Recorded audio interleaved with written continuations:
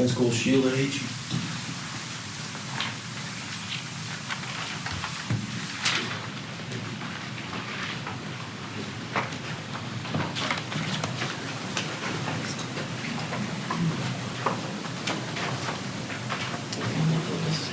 I swear you're in front of the jury. Do you swear or affirm the testimony you're about to give is the truth, whole truth, nothing but the truth?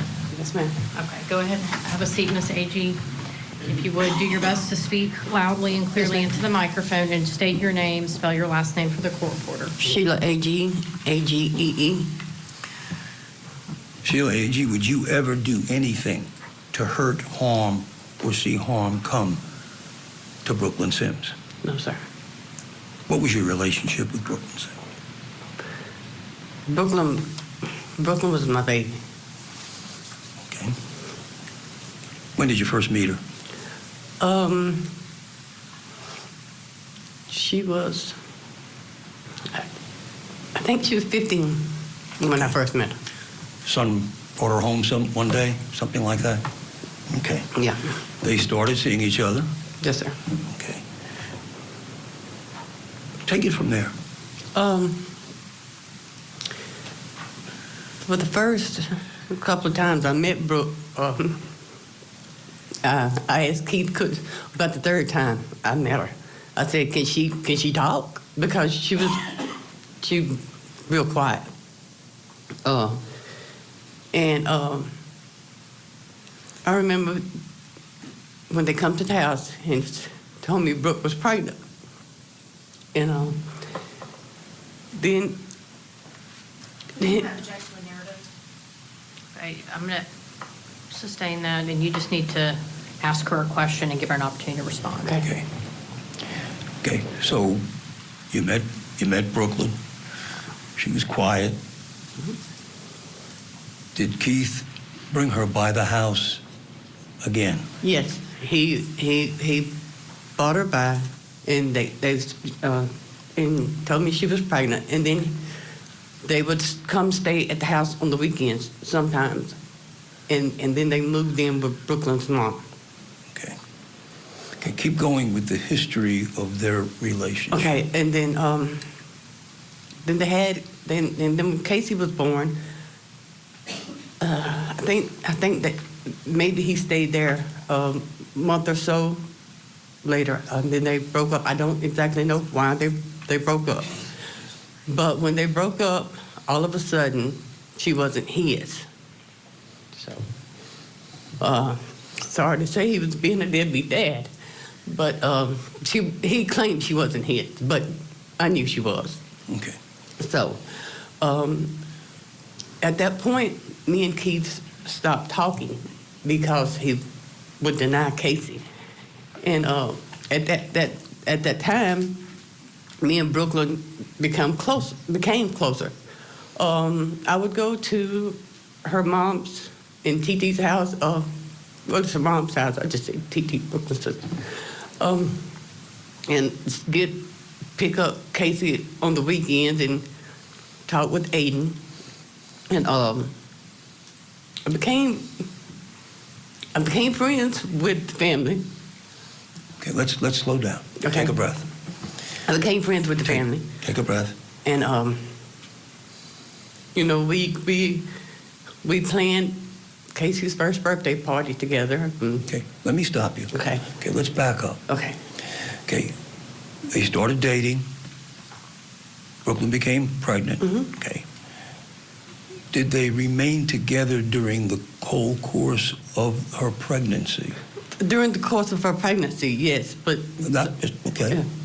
So then she's pregnant, then she has the child. Yes. Are they still together? For a little period, and Okay. then I don't know why they broke up. Well, does there come a time when he thinks he's not the father? Yes. At that point in time, it's for, I would say, probably a year or a little over a year, that he would do stuff like, if I took Casey to my mom's for my mom to watch her for an hour or so, he would do something like take her diaper bag, because he claimed he bought the diaper bag. and or take. I remember he took her it's the carrier cover. That goes over the baby carrier, that little cover seat. And it was so embarrassing that I had to go to Walmart and buy one before I took her back home. Okay. Would you and Keith have discussions during the course of this period of time regarding his maturity and accepting responsibility for his child? No, not really, because of the fact that he said I took Brooklyn's side and it.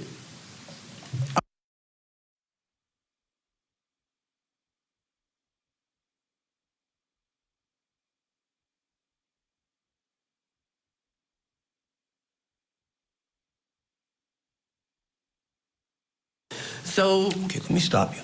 Okay. So, and I know this. So the baby comes, he basically goes. He's not thinking the baby is his. Okay. So does eventually he sort of come around a little bit, and why? I don't know exactly why, but eventually he has a blood test, a DNA test, and it's determined. And I think, if I'm not mistaken, at that point in time, Casey was maybe 16 or 17 months old. Okay. So during that period of time, who substituted as the father from your side of the family? Oh, me, Okay. from my side of the family. Okay. And would you buy diapers? Would you buy things Yeah. like that? Yeah. Okay.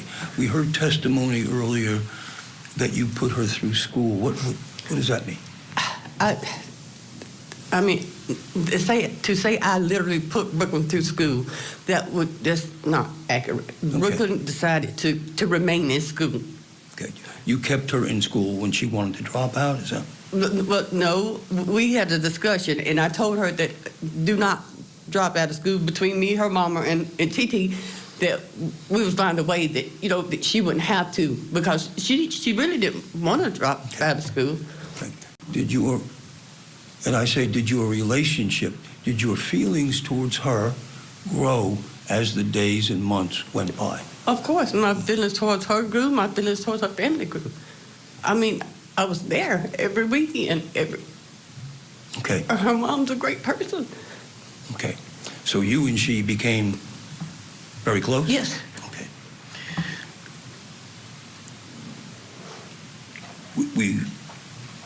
We watched today, we watched the text from one from July 8th, a bunch from July 8th, July 28th, and then we went, okay.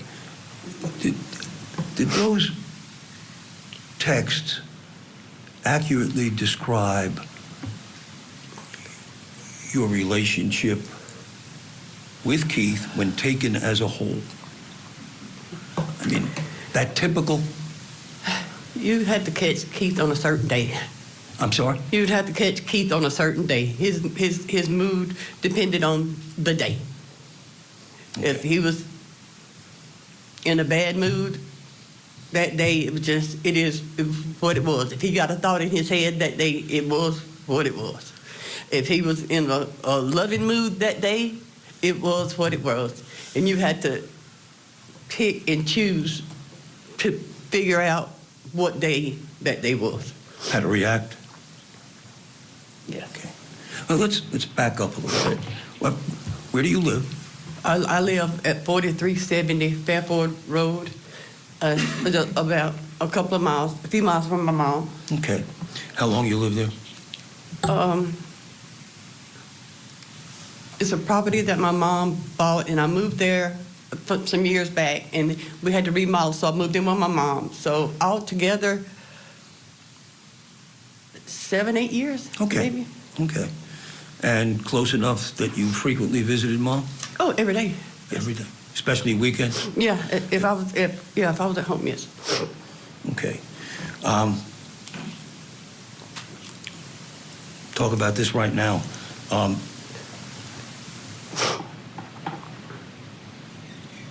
Your mom basically raised Keith. Yes. Were you an active participant in that? Yes, I was there. Okay. Probably not as much as I should have been, but yes, I was there Okay.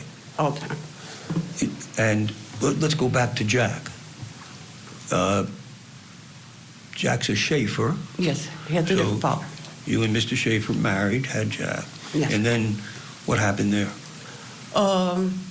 We Just divorced? just divorced, just young. Okay. And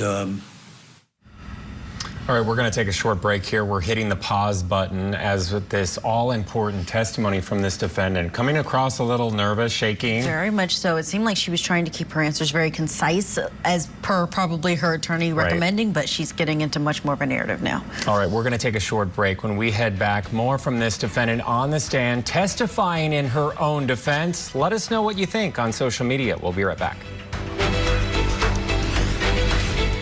A woman's remains found scattered throughout a 3-mile area. Now, a former naval officer stands trial accused of killing his wife. The dismembered wife murder trial. Live coverage today on Court TV. Vegas, stand up! Friday nights, the WNBA is on Ion. The Liberty face the Wings. Then, the Aces host the Storm. She was feeling it. Coverage starts Friday at 7. Find Ion wherever you watch. Ion, it's on.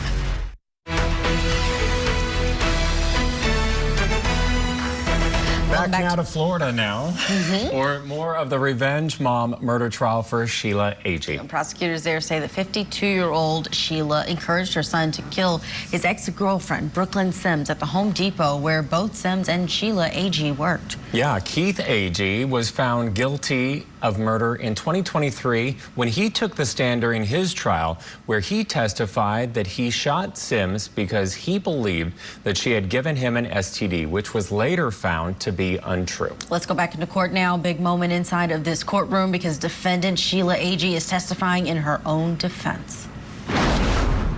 and where did Jack go? He went to my mom's. He Okay. stayed with my mom. Okay. And then there came a time when you got all things squared away in life, and you just, were you close all that time? I mean, you're Yes, right there. yes. Were you there to help raise Jack? Yes, I was going to. I got an apartment, and got Jack and Wallace, and I took them there. And the weekend was fine, and then Sunday I remember it was Sunday. He looked at me. He said, "Mom," I said, "What?" He said, "I'm ready to go home." And I was like, "What you mean you're ready to go home?" He was like, "I'm ready to go back to Nanny's." This was how old? He was 5 or 6. Okay. And so I called my mom. I said, "They want to come home." Objection here, sir. Sustained. Judge is not offered to the truth of the I matter. made my ruling, Mr. Ackerman. I'm sorry, I didn't hear you. I made my ruling. Okay. I And- sustained the objection. Okay, thank you. So you decided to let him go home? Yeah, he wanted to go back. Home to so I mom. let him go back. Okay. You continue to see him constantly? Yes. Okay. All right, so Wallace is already, Yes. he's really not in the picture these days. Well, See him holiday? Yeah, we see him. He stays in Mobile, and he comes up on holidays. And things. Okay.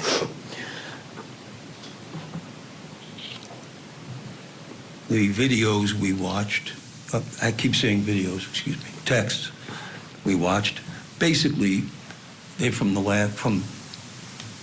July to August, Yes, sir. a month, 2 months. Okay. Yes, sir.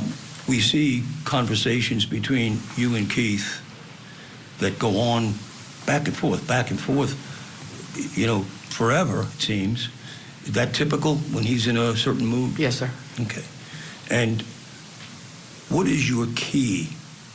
What are you trying to do when you talk to him? Or when you text with him in these cases? Like I say, you have to hit a certain button with Keith. So you have to try different tactics with Keith. You have to agree with him or disagree with him, threaten him, beg him, and just kind of see what'll work. Okay.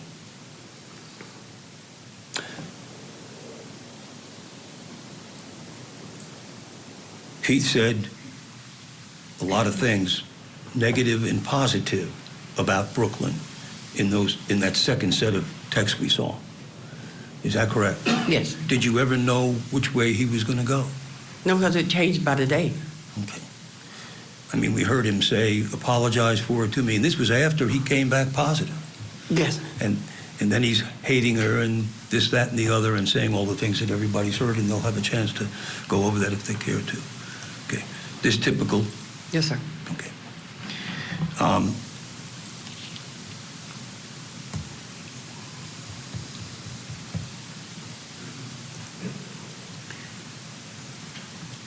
Back to August the 11th. Yes, sir.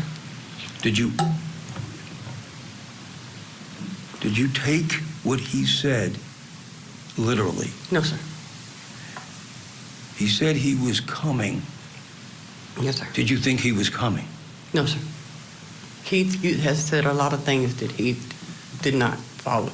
He was the type of person that if he told you he was going to do it, typically he didn't do it. But if he would do something, he would sneak and do it. Do you understand what I'm saying? Yes, ma'am. Okay.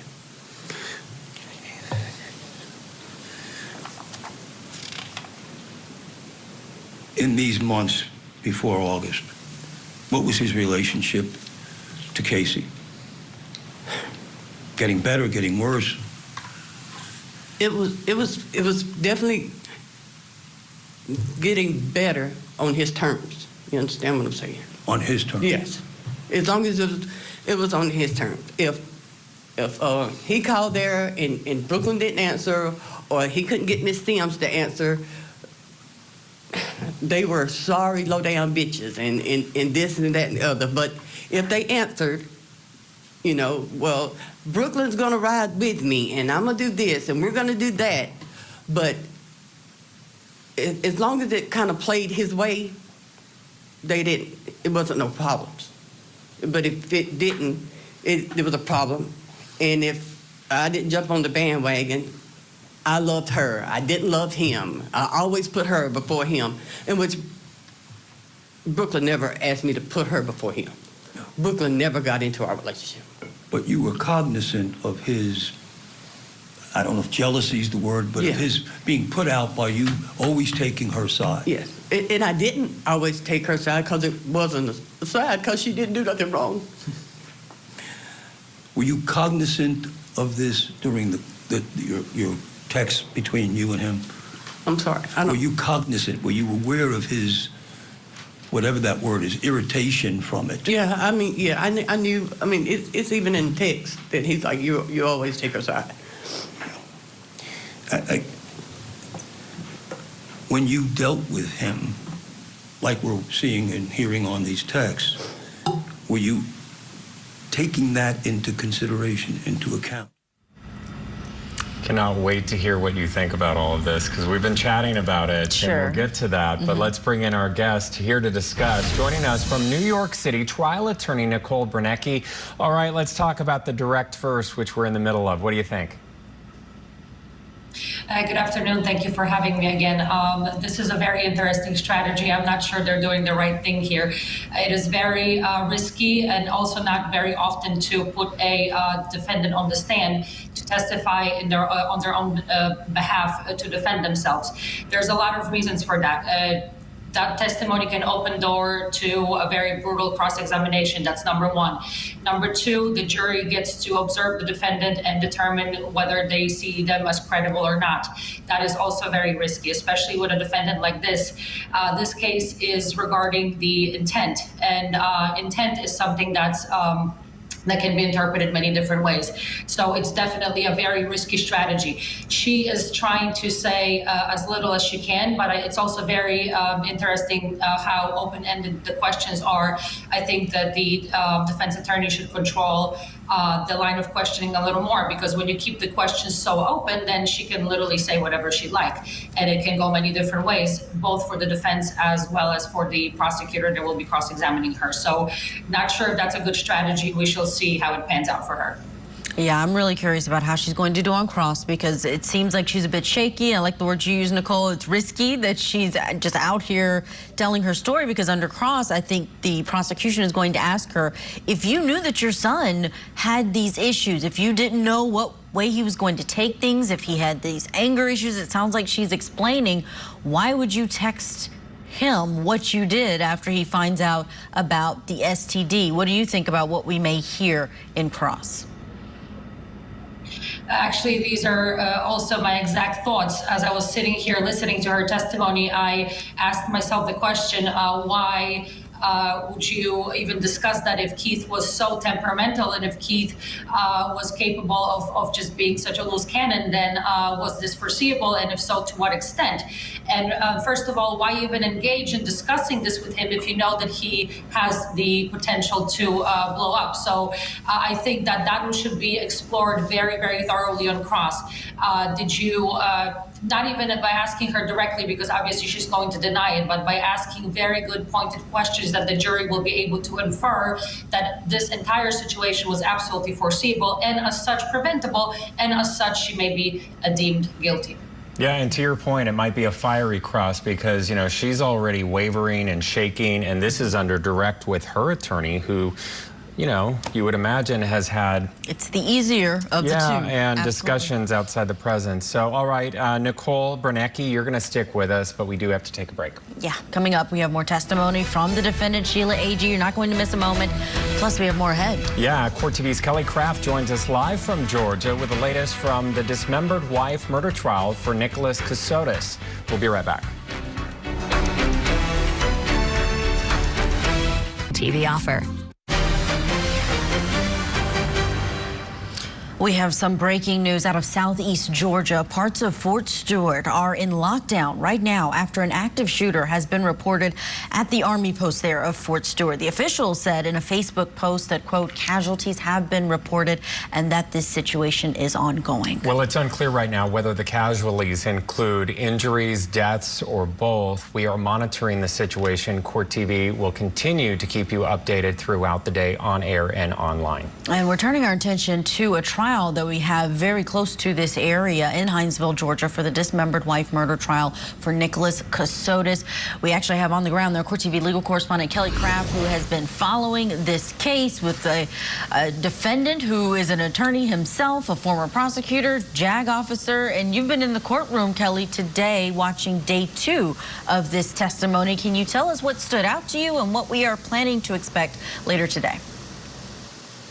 Well, good afternoon to you, Julia and Matt. So that breaking news that you were talking about, it's actually not far, that incident, from here. I just checked it out, and it's about 7 minutes from here. But here, so I'm at the Liberty County Justice Center, and things are very calm and quiet here because we have been on a lunch break. What's going to be happening is after the lunch break is the medical examiner is going to be called to testify. But he is testifying right now in another court case in another county. So it's going to take him some time to get here. So we're not expected to restart proceedings until after 2 p.m. Eastern. But before we ended up taking a break, we heard from a toxicologist who was on the stand, who was talking about some things that were found in Mindy's system. So Mindy is the victim in this case. And so what she was talking about is that there was some Benadryl, so an item known as Benadryl, in her system. But then on cross-examination, she was asked about this, and she was very clear that it was not a toxic level. But prosecutors were pretty clear that this was in her system, so trying to put forth this theory that she didn't see whatever was happening to her coming. And of course, they are saying what happened was that her husband, who is the defendant in this case, ended up killing her and then dismembering her body. As defense counsel has said in this case, his client is accused of doing the unthinkable, not only murdering his wife, but also then dismembering her. And he is saying he did not do it. Matt and Julia. Yeah, and you know, speaking of the medical examiner that you guys are waiting for there in Georgia, photos of the victim are graphic, they're disturbing, and prosecutors, as we all know in a lot of these situations, limiting the number of pictures being entered in its evidence. But when you're there, what is the courtroom, what is the mood like when they're being shown to the jury? So, Matt, when this is taking place, there are a number of photographs in this case, and the prosecutor made it clear that she has limited the number of photographs in order to not cause undue trauma on any of the jurors, because a lot of them are very difficult to look at. You're talking about looking at someone's torso, a leg, different pieces of the body that were found scattered across several counties.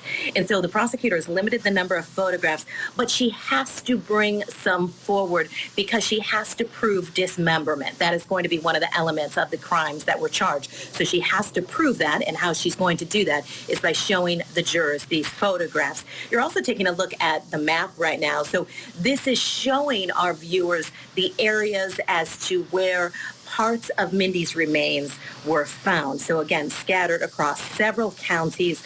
Portal Hunting Club, that's the oldest hunting club here in Georgia. We heard from some hunters yesterday who were talking about discovering Mindy's remains. Of course, they had no idea at first that it was a body. The one hunter testifying that he thought it was a hog at first, but then later found out that it was the remains of someone. So very graphic, gruesome details in this case. The photographs are not shown to the people in the gallery. The monitor that is inside that gallery is actually turned off when she is showing the photographs to the jury to prevent people from in the gallery from seeing those. Kelly Craft, we appreciate that update. Stay safe where you are, and thank you for joining us. We, of course, are going to be turning our attention back to the Florida case, but if you want to watch the Casotis case, you can watch that on our YouTube page where it is live streaming. But for now, that case against Sheila Agee, we're getting back there because she's on the stand. Yeah, this defendant has taken the stand in her own defense. Let's watch together. She's under direct. When you dealt with him, like we're seeing and hearing on these texts, were you taking that into consideration, into account? Yes, and probably not as much as I should have. And that's why I would steer everything away from, every time he would text me something, I would try to steer it away from Brooklyn. And I'd say, well, you're doing this to Casey. You're doing this to Casey, because I kept trying to keep Brooklyn's name out of it, you know. And then when I didn't feel that was working, that's when I kind of tried to steer it towards me. Okay, we're gonna get there, so hold that thought.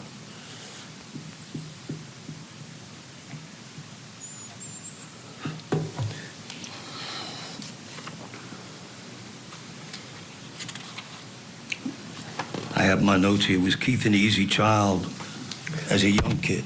Up until he was about 13, 14, it was extremely easy. We've talked about Keith's history a little bit, but you were there, were you there all the time he was growing up, except not as maybe Thelma was, but almost? Well, he stayed with his dad, so, you know, but... Yeah, tell the jury a little bit about that. When me and his dad split, he kind of figured, I had called his dad a couple of times and asked him to talk to Keith about certain things, like maybe he was misbehaved or something. And his dad would tell me that he was going to, and that I would think that he did. But then Keith would tell me,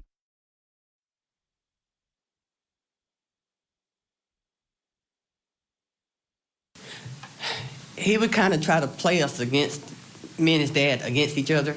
And so I guess he felt like he couldn't stay and do what he wanted to with me or my mom, so he went and stayed with his dad for a little while. I'm sorry. Okay. So you're back in early August, you're hearing back and forth from both of them regarding her UTI, her infection, or gonorrhea. You reach a point where you tell them, look, stop it, you guys got to grow up. Okay. When he started the gonorrhea thing, and there's more texts, I guess, that didn't get to come out, because this we got texts from 1 to 2 days. This with Keith goes back years. But whenever he texts me about the gonorrhea thing. I text Brooklyn. Brooklyn went to the doctor, and I mean they don't show that, but she did, and it come back as a vaginal bacteria. She did not have gonorrhea. Even, I mean, I'm not going to lie on my baby. She did not have that, and I text that to him, and he's like, "Oh, my mom, I'm so sorry. Tell her I'm sorry." And I was like, "Keith, you tell her you're sorry.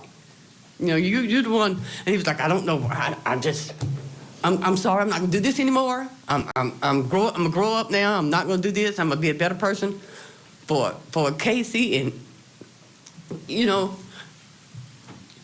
the bottom line in all aspects was Brooklyn was doing good. I'm sorry? Brooklyn was doing good. She was being a mama. It's the best little mom I've ever seen. And this may make me look bad since I'm convicted. I mean, not convicted, but charged with this. But she was a good girl. She didn't bother nobody. She stayed at home. She helped her mom. She helped her sister raise Aiden, which is her nephew. And she kept Casey. And outside me, her mom, or her sister, she didn't leave that baby with nobody unless it was daycare. She had a job or something. She didn't leave that baby with nobody. Appearing to wipe away tears there as she testifies in her own defense. Coming up, more testimony there from that Florida courtroom as defendant Sheila Agee is on the stand in this trial that we are following and capturing the nation. We'll be right back. You're watching Court TV Live. Matriarch of the Adelson family gets arrested. Terrible. Donna Adelson is facing charges of murder, the death of her former son-in-law, Dan Markell. Prosecutors say a bitter child custody battle was the motive for the murder-for-hire plot. Now that Donna has turned into a defendant, what's next for the Adelson clan? Now that the ship is really sinking fast, blood doesn't matter that much. The Matriarch Mastermind murder trial. Live coverage begins August 19th, only on Court TV. Welcome back to Court TV Live. I'm Julia Janae, along with Matt Johnson, who's filling in for Ted Rollins. We're going to get you back into the courtroom in that Florida area for more testimony in the revenge mom murder trial. And we're talking about the defendant, Sheila Agee. She is charged with principal first-degree premeditated murder after prosecutors say that she encouraged her son, Keith Agee, to kill the mother of his child, Brooklyn Sims. We've been listening to Sheila testify in her own defense. And Matt, I'm noticing that some defendants can sound really scripted. It can sound like they were overly prepared. I'm not getting that from Sheila Agee. It sounds like she is really being raw in what she is sharing with this jury. So let's all watch together. And you eventually gave her the job she had. Yes. Is that correct? Yes. Tell us what you do for a living. Inventory. We were doing inventory.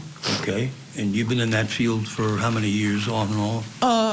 On and off since 2015, I think. Okay. Give or take 10 years. Yeah. And you had risen to the... Well, I had stopped for a while. When I worked before, it was called RGIS, which they do the same thing. It was just another company. And I had the same job Brooklyn had. I was counting. And then when I reapplied for the job, I reapplied for supervisor. And at that time, WIS had, from my understanding, bought out RGIS. Okay. And they were, and that's who we went to work for. Brooklyn had worked at a few jobs. I think she worked at McDonald's for a little while. Did you get her that job? No. Did you carry her back? I have took her to work and picked her up a couple of times. I think she got her own self that job, if I'm not mistaken. And she worked at Jack's for a little while, and I think her mother got her that job because her mother managed there. If I'm not mistaken, she was a manager or either the main manager. I'm not sure. So an opening came up, and you. Well, she went to work at I think it's called Subway in Citronelle. And she called me, actually she texted me, that text also in the phone somewhere, and said that her manager was having a problem with her taking off or something. And she said, but I had done told her that I needed that time off because I didn't have a babysitter. And she said, she told me, she said, text me and said the manager said that she should have took that into consideration when she hired on because she couldn't make schedules around children. And I texted her back and told her to tell her to shove her damn schedule up her ass, that we did not need her money, that me and Miss Cornelia would, at that time, Miss Cornelia was still working. I said, me and Miss Cornelia would take care of you and Casey until we figure something else out. And then Objection again, Meredith. Sustained. Again, just do your best to answer the question that he asked you. Yes, ma'am, I'm sorry. Okay, so the bottom line is she ended up going to work with you. Yes, and I told her to put in an application online because that's the way we had to do it, Okay. and that's what she did. And you supervise how many people? 20 or 25. Okay. So on the day, well, we have the texts from when we started this morning till the 8th. And then there's nothing until the 11th when we have the gonorrhea. Yeah. Okay. So was this in your mind? I mean, are you thinking about it? Or is it over? What's... Okay, at that point in time, after he's apologized, as stated in the text, yeah, he's apologized for it. So at that point in time, okay, well, at first he was started on it, and then he was like, after she sent me the picture and I sent it to him, it's like, it's not, it's a UTI, you know. Then he stopped on it, and then he was like, kind of hit on it a little bit again, and then I was like, Keith, here's the picture, it's not. And he was like, okay, I'm sorry, I'm not gonna do this anymore. And then that day is when it. That was the end? Yes, sir. Did you put it out of your mind? Yes, until that day, yeah. Was it just another one of their Just incidents? another one of his rants. Okay. So then, August 11th, 10:30, give or take, the text.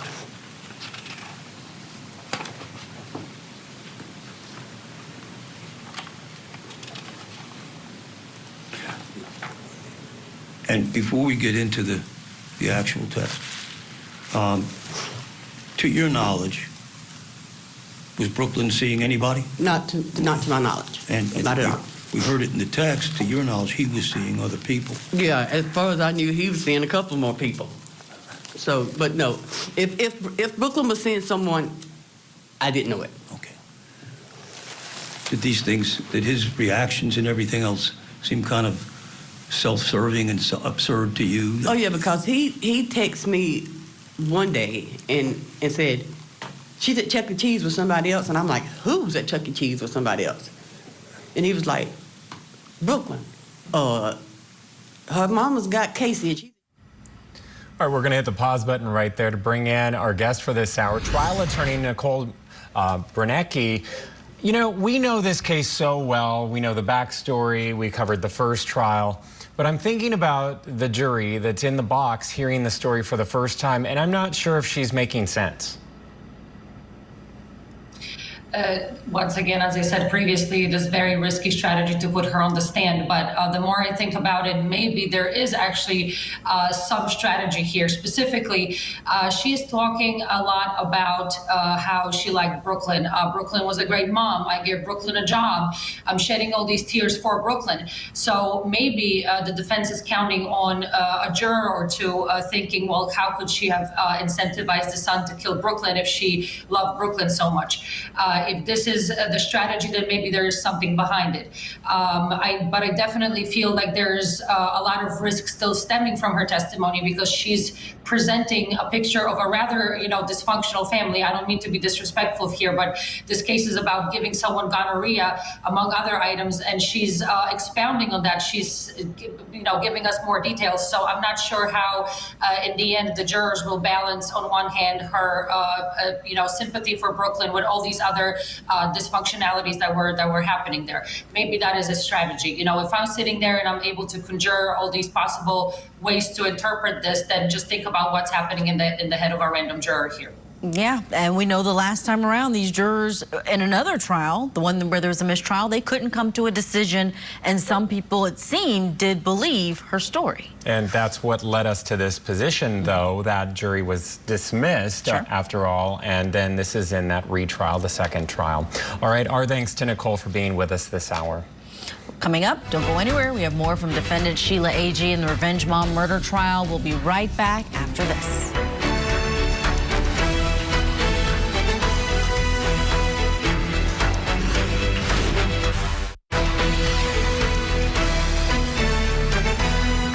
Welcome back to Court TV Live. Thank you for being with us this Wednesday. I'm Julia Janae, along with Matt Johnson, who is in for Ted Rollins. Good to see you.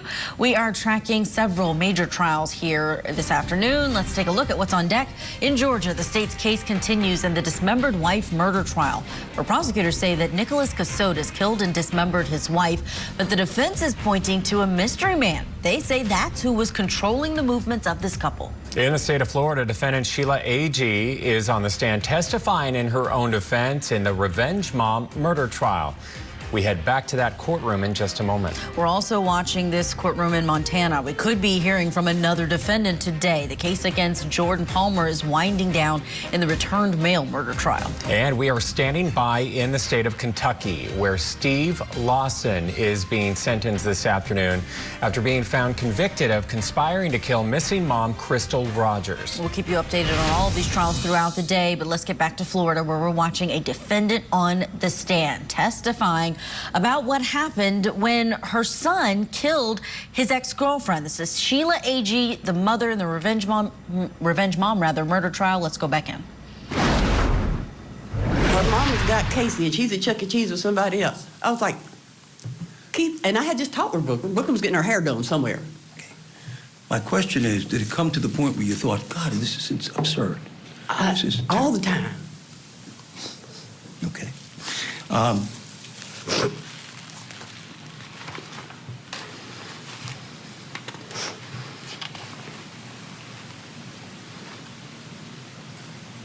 Okay, so we have a little bit of a feel for things up to this point. You're dealing with Keith every day, every other day, every week, and dealing with his stuff, correct? Now, you testified something that I want the jury to understand. There was a period of time where you and he didn't even speak. For months. Okay. For months. And that was during the period of time where he was denying... Casey, yeah. Okay. All right, can we start with you? Okay, now what I'm going to do, we're going to read each text as it comes up. Yes, sir. We may get somewhat repetitive, but I want the jury to understand from your perspective. Yes, sir. What's happening here. Yes, sir. Okay. Now remember, this is, I guess it's, 10:30 in the morning? Yes, sir. What are you doing at 10:30 in the morning? Berkey. Okay. Supervising 20, 25 people? Yes. Busy? Yes, sir. Okay. All right, first text comes in. I don't see it. Okay. Next text. Okay. She gave me gonorrhea. You think I'll keep going to the, okay? And then you respond, no, I don't believe you're lying. But that's, stop it. That's what you say, I don't have no reason to think you're lying. What? I'm brushing, okay, whatever. Yeah, okay, I know, I don't think you're lying. Okay. And then, yes, I'll get her tomorrow. Still, you're answering the second part of this question. I'll get her tomorrow.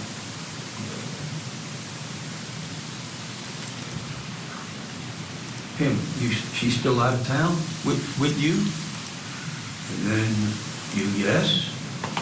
And then him, okay? Judge, I'm going to object to counsel testifying. Sustain the objection. If you want to ask her questions about the text, Okay. you're certainly permitted to do that. I'm just trying to move us along. So will you read his next text back to me? Y'all coming back this evening? And what did you say? I said, yep. Okay. And what did he say? He said, okay, I'll be waiting on y'all in Citro.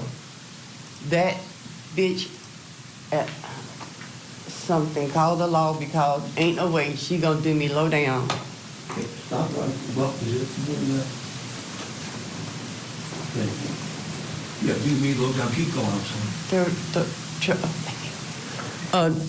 Then tried to flip on me and be able to ride to work with you and get a job from you. That's the only reason the bitch lied to me, but I got something for that. Stop right there. What are you thinking at this point? Here we go again. When the,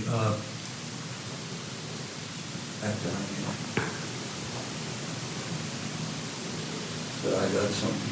Okay. What do you respond? I said, you're gonna get in trouble, but that's up to you. Why do you say it that way? Because I'm just, it's up to you, you're gonna get in trouble, because it's always with him. It's up and down, always with him. Okay. Please keep going. Did I? Yeah. Okay. Can you read the next one? Trouble, Next one. prison, but hey, that's my choice, just like it is for you to continue to pick her up.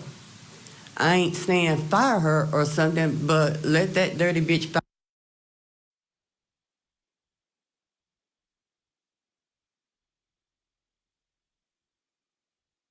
I'm like, okay, so at this point, it's like he's like, I'm always taking her side.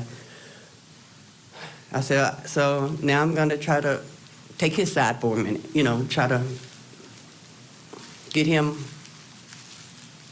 away from the situation, try to diffuse the situation best way I can, or that I think I can.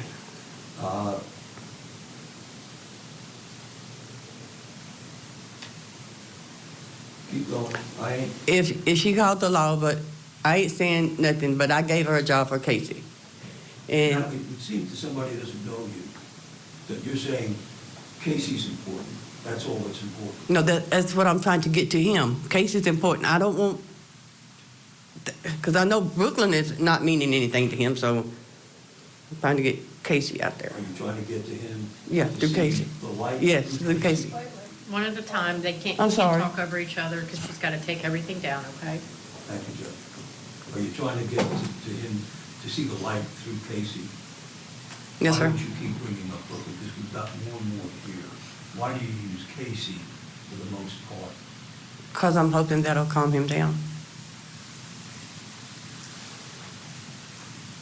At any time here, are you thinking this is anything other than the normal stuff you put up with? No.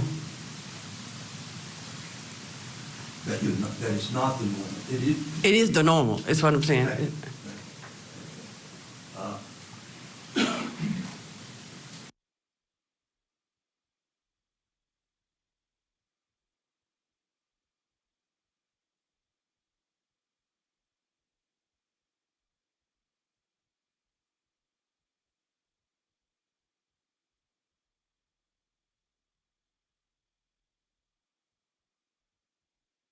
I have to give her a ride. She's not the only person that rides with me. Another girl from Citronelle rides with me too. I'm sorry. I have to give her a ride. She's not the only person that rides with me. Another girl from Citronelle rides with me too. Why are you adding in these other people? I don't want him to think that I'm putting Brooklyn back in the situation. I'm adding other people, so, Okay. And I know you're going to be repeating yourself. It's fine. Go ahead, he says. Have to? You say? I don't own this car. I have to transport them to work. Have to. Okay. He said, but where the rest of your crew meet you? I said, I picked them up, and I should have been in Citronelle. Anybody that live up there, I have to pick them up there. Okay. Her and Baby Doll, I pick up in Citronelle. Precious, I pick up at my house. But I'm not telling you not to be in Citronelle. That's up to you. Now, he's talking about coming, you know, he's asking you when you're going to come home. Thought process at this point, I'm not telling you to come to Citronelle, it's up to you. Because Keith threatens and rants, so. If you said, you come to Citronelle, son, you're right, you need to confront her, all that stuff, what, let me strike that question. What are you trying to do with him? At this point in time, I'm not taking anything serious. I'm really not trying to do too much with him right now. Gotcha. Go ahead.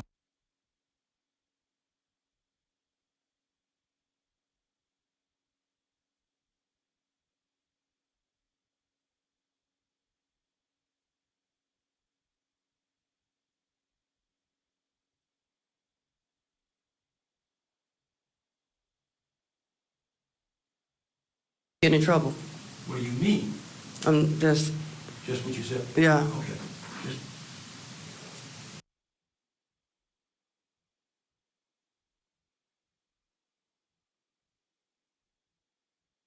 I hate that for Casey, bro. But like I said, I can't take it.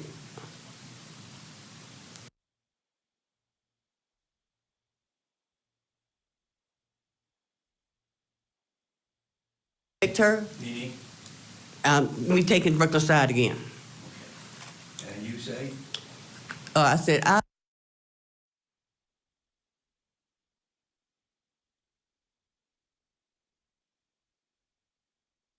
What did you mean?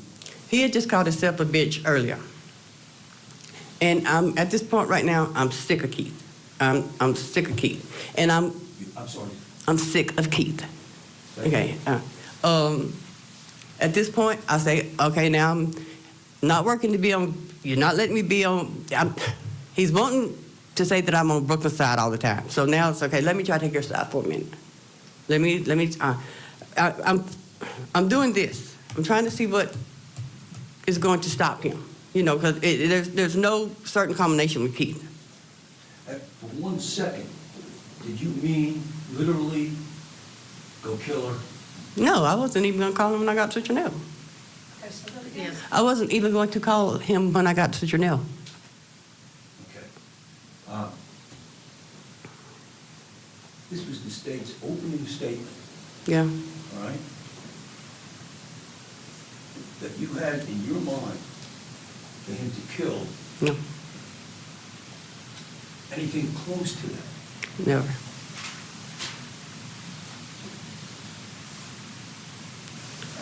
I think she did.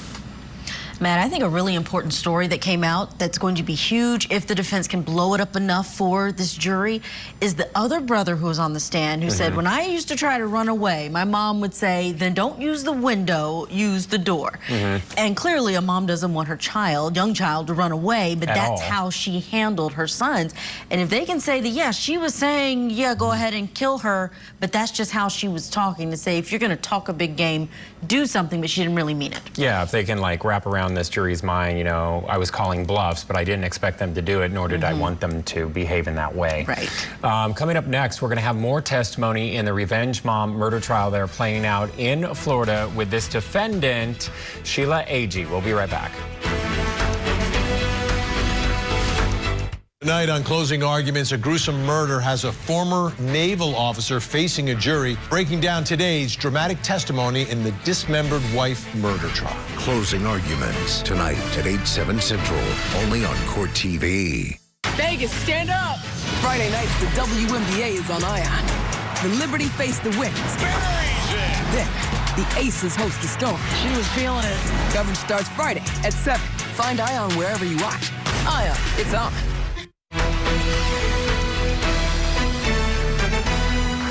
Welcome back to Court TV Live. We are headed back to Florida, where the moment that's happening now is usually the most important evidence for a jury. We're talking about the revenge mom murder trial for Sheila Agee. Yeah, prosecutors say the 52-year-old mom encouraged her son to kill his ex-girlfriend, Brooklyn Sims, at the Home Depot where both Sims and Sheila had worked. Keith Agee, who was found guilty of the murder back in 2023, he took the stand during his trial, and he testified that he shot Sims because he believed that she had given him an STD, which was later found to be untrue. All right, let's get you back into court now, where this important moment is unfolding right now. This defendant on the stand testifying in her own defense.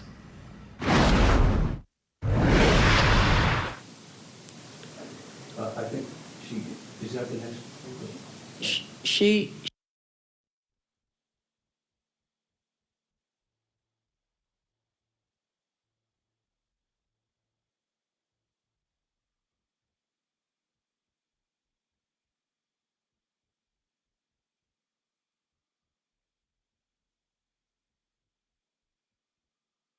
in every situation, you make sure it turned out better for her, like it's nothing you can do for me. Then he said, yes, that's all I ask.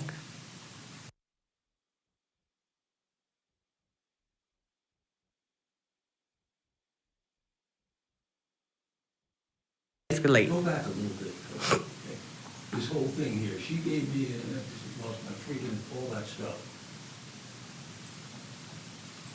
It's kind of escalating. And then then three texts let down, it's de-escalated. He's like, I'm not gonna speak on it no more. Let's see. You right. I'm a whole ass bitch and I'll never speak on any type of shit. When he says that, what are you thinking? I'm thinking, okay, so he's gonna drop it. He's done with it.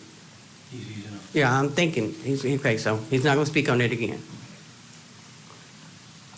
There's no response from you. And right, and he was like, on Casey's live. You know, saying I'm not gonna speak on it again on Casey's live. And I was like, One at a time. Did you read that on Casey's line? yes, Oh, okay, you're going a little fast. For the court. sorry, I'm sorry. Okay, then there's an I Mhm. from him, and then you.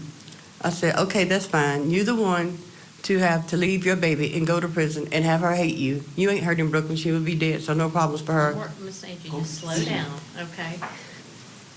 Only person you're hurting is you and Casey. She will be lost her mama and her daddy, and you won't ever get to touch your daughter again. But I swear, I don't care, because I'm not going to jail. So you just told him in the other thing, if you don't kill her, this, that, and the other. But what are you telling him here? What's the message you're trying to get across? That you're going to hurt Casey. You're going to jail. Her mom. She's not going to have her mama or her daddy.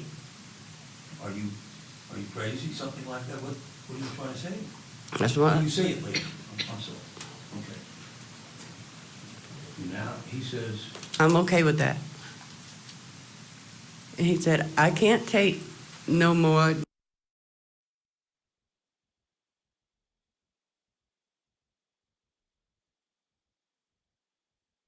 Do you recall the text this morning where you tell him you got a good life, you got a good child, you got a good job, you got everything going for you, and you got a great Mimi? What was that? He had just telling him he's got all these things going for him. Right, You based know. on his mood at that Yeah. time. And here you are trying to tell it to him again, and this is a couple of days later, correct? Yes, sir.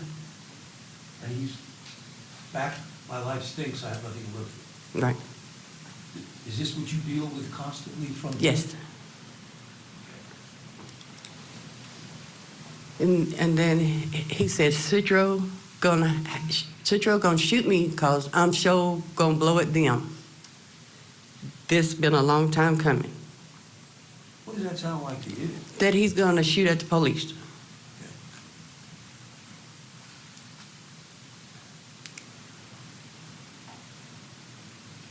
I've lost the word. Does it sound like he wants to take his own life? Yeah, he said he didn't have nothing to live for anymore.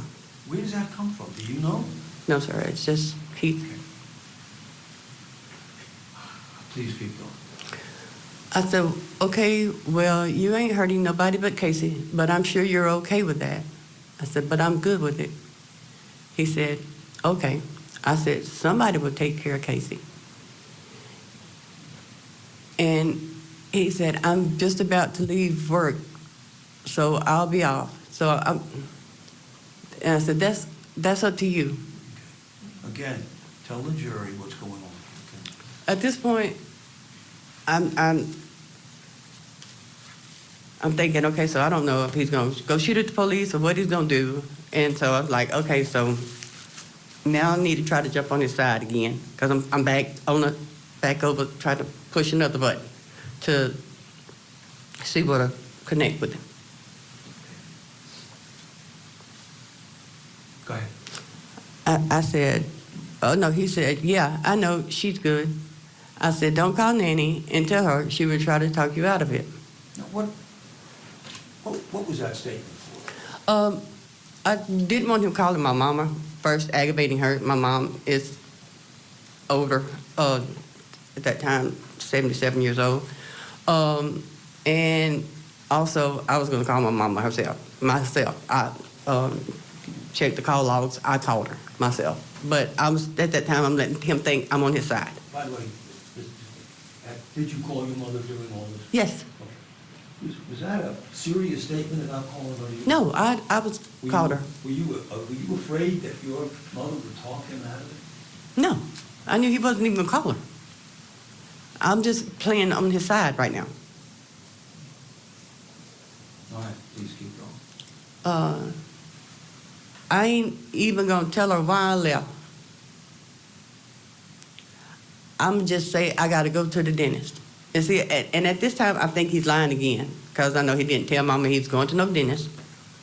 Because when I talked to Mama, she didn't say anything about going to the dentist. I said, well, don't even go there. She won't know you left. I said, and don't shoot my car.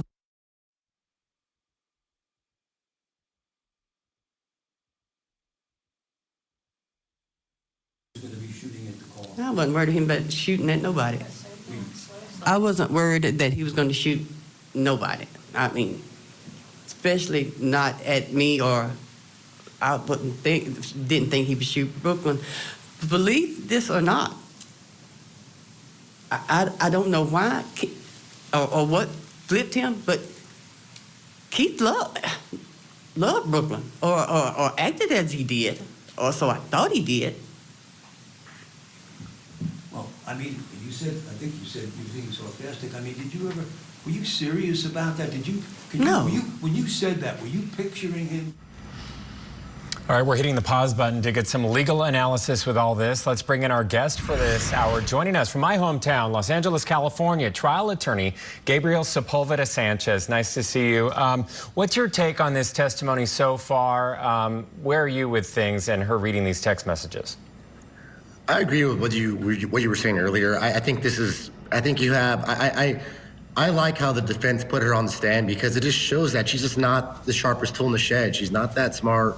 I believe that that was her way of talking to her son.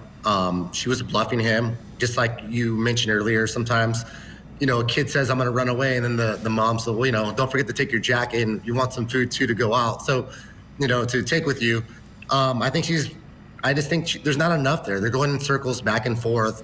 There's no real evidence of intent that the defendant wanted and intended for her son to kill this woman. So I just don't think there's enough there. I think you just have a mother that's not that smart and going in circles with her son. I don't think there's enough evidence. And I think the defense did a good job of showing the jury that. And she seems pretty credible. I mean, doesn't seem too smart, but seems like she's like, yeah, I had no idea my son was gonna kill this person. So I just don't think there's enough evidence there. And I really like how they put her on the stand because I think it's showing the jury, her state of mind and what her behavior is like. Yeah, state of mind is so important here because of the fact that she's been charged with principal first-degree murder, conspiracy essentially, and it's not seeming like we're seeing any thing of her with her son being on the same page with these text messages.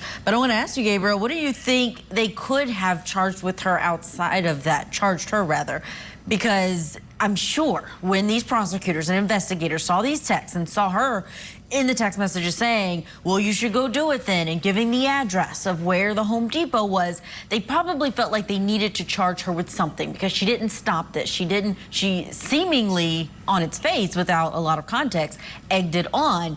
But do you think there was a lower level charge that they could be bringing against her? Yeah, there could be. I know there's a charge for when you're inciting in violence or there's some sort of encouragement. I mean, I would have to research that specific charge, but there could be something less than that. But I just don't, even just with their testimony, it just seems like it's just not enough. I mean, they're going back and forth with each other, and there's no, just for this charge they're putting on her, there's just not enough. I don't see it. You have to show that her actions substantially caused this defendant's death. There's not enough planning. There's not any evidence of saying, hey, you know what, do you have enough bullets? What are you going to do with the gun? After you shoot her, are you going to come out? How are we going to get through this? There's none of that there. There's not enough planning. There's not enough intent showing that she's an accomplice to this murder. It's just not there. I don't know why they're putting this case on her. Well, we're on direct right now, so Gabriel, we're yet to see what the state does with her in the cross-examination, and we've already heard this jury has from other key witnesses saying, hey, this woman was acting really strangely right before this shooting took place, so maybe that's part of their evidence that maybe she knew. All right, still ahead, more text messages between Sheila Agee and her son Keith Agee in the Revenge Mom murder trial. This is Court TV Live, your front row seat to justice.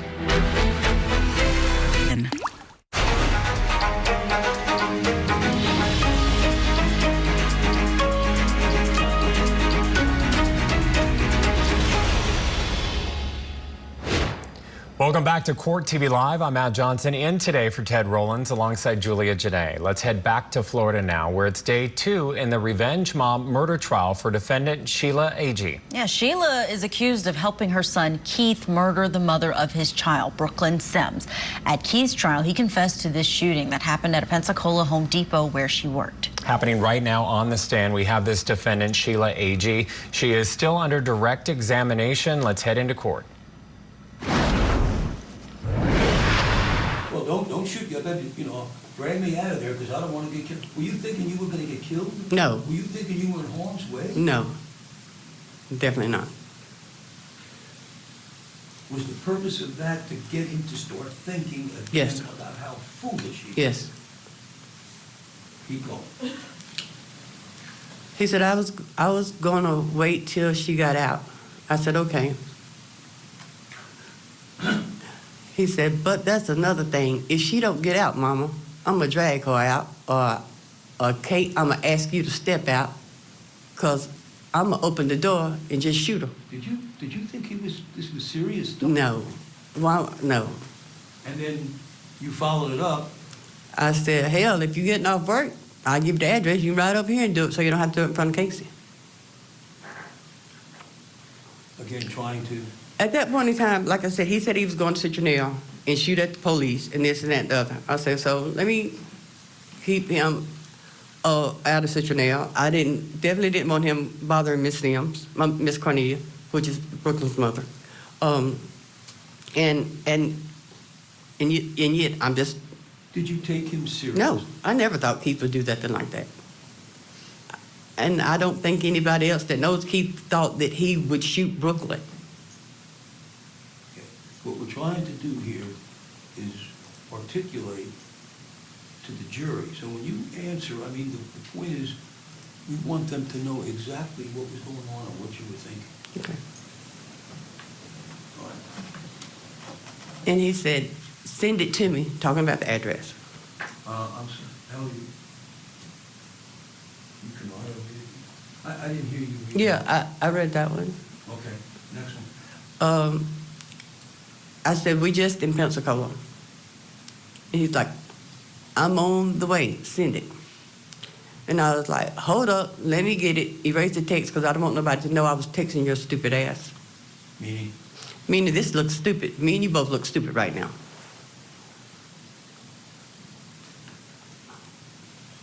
Keep going. He said,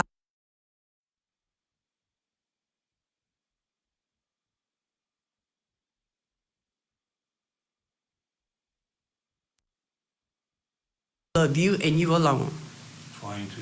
Trying to let him know that you're doing this is stupid. I mean, you're not thinking.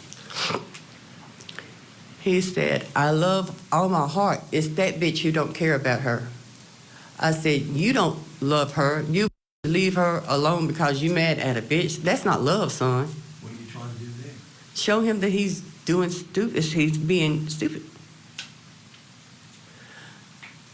He said, if she did, she wouldn't act that way about me trying to.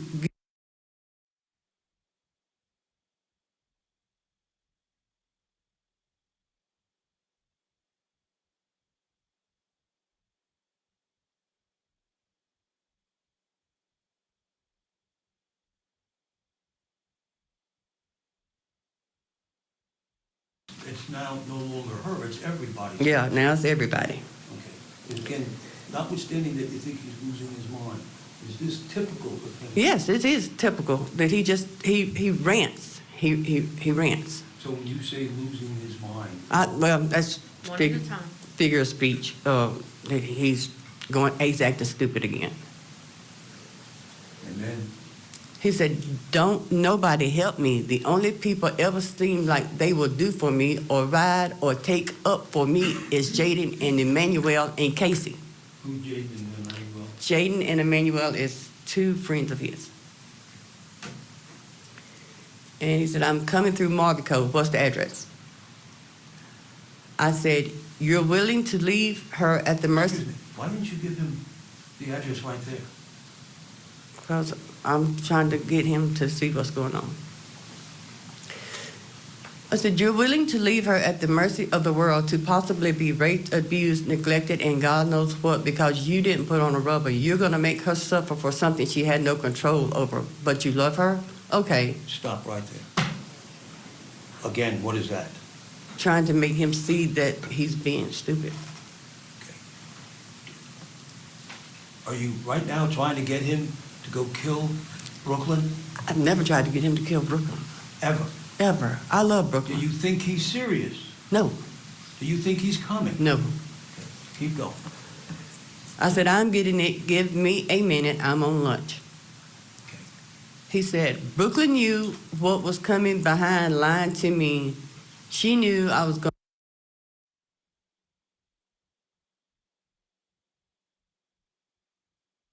Regardless of who knew, Casey didn't know. Casey being The baby. trying to. Keep throwing Casey up to try to calm him down. He said, I put my faith in jail.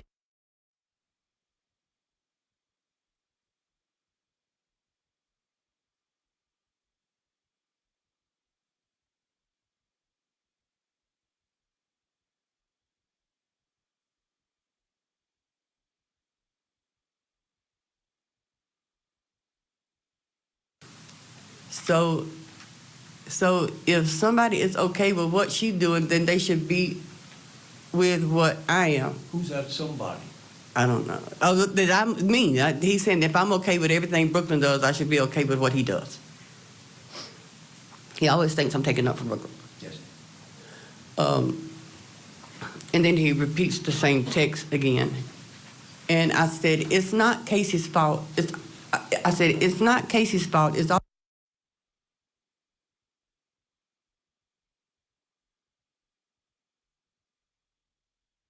And you for not wearing a condom. And he said, her mama should have raised her better or told her better.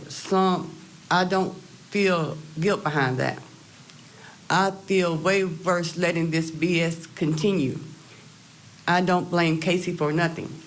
I said, you don't blame her, but you're willing to put her at risk over it. Again, what are you trying to do?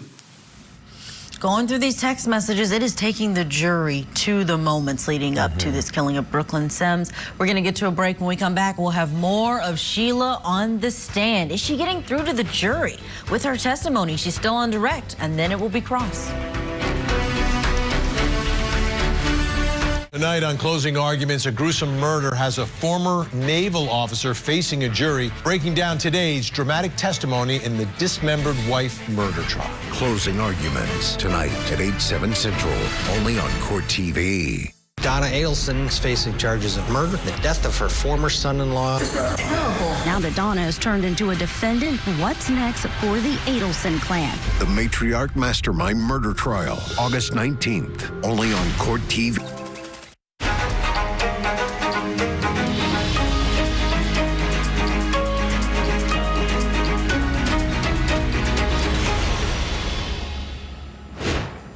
Welcome back to Court TV Live. Let's get you back inside of the Florida courtroom where we are watching this testimony play out in the revenge mom murder trial for defendant Sheila Agee. She's charged with principal first-degree premeditated murder after prosecutors say that she encouraged her son Keith Agee to kill the mother of his child, Brooklyn Sims. Sheila Agee is on the stand. She is trying to tell this jury that though she told her son that he should kill his girlfriend, that she meant it in a way to make him see how crazy it was that he was even making these kind of threats. Let's go back in.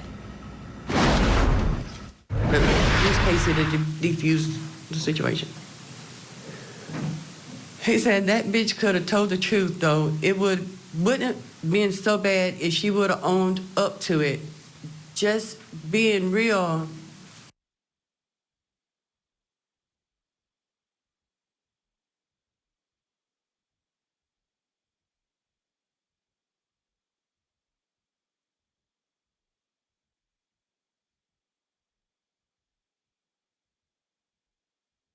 Showing nobody nothing. Slow down. I'm sorry. That's okay. Sorry, and you ain't showing nobody nothing except you got mental issues, because you're willing to give up your life and your baby daughter's life and hurt your family over a bit. But don't worry, I will make sure she knows Brooklyn gave you something that you had to take a shot for.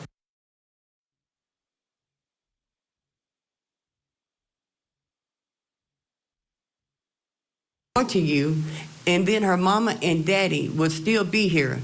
She wasn't important enough, and you just had to prove a point. I promise you, I'll remind her of that for the rest of her life. What is this an attempt to do? To let him know that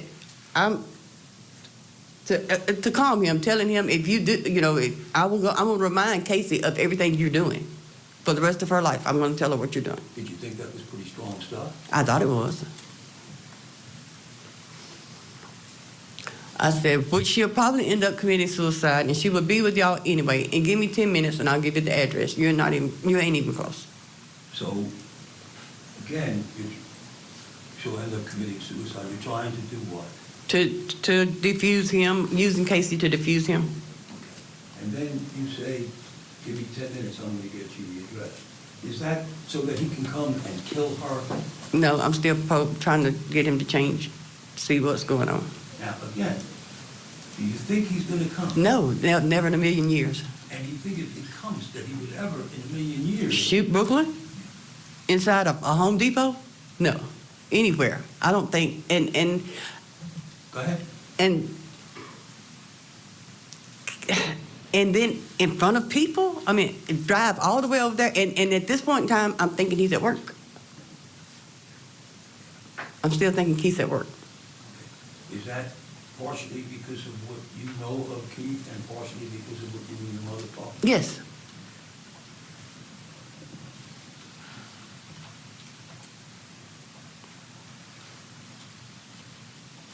I think someone, well, we'll get back. So, please keep going. I ain't talking about her mama. I'm talking about her daddy. And you just confirmed that you don't care about her. Again, more of the same? Yes. Excuse me. If she meant more to her mama, maybe this wouldn't happen, is what he said. Yes. And then you come back. I'm not talking about her mama. I was talking about her daddy. Leave Brooklyn out of this. Yeah. It's you.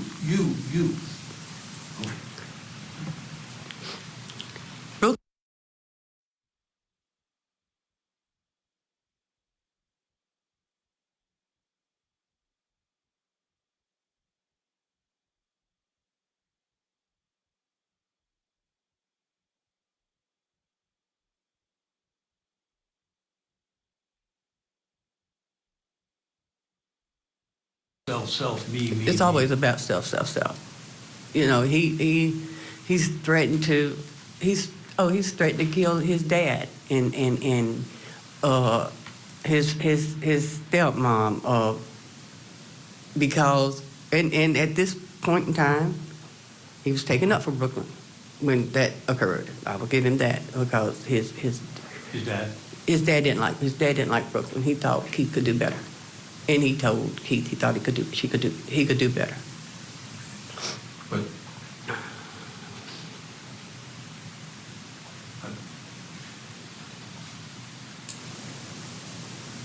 keep going. He said, I'm pretty sure. Wait a minute. I know I ain't gonna do nothing to take Casey from me because I love her. I know that. And he said, I'm pretty sure you ain't, cause you ain't gotta do nothing right now. So again.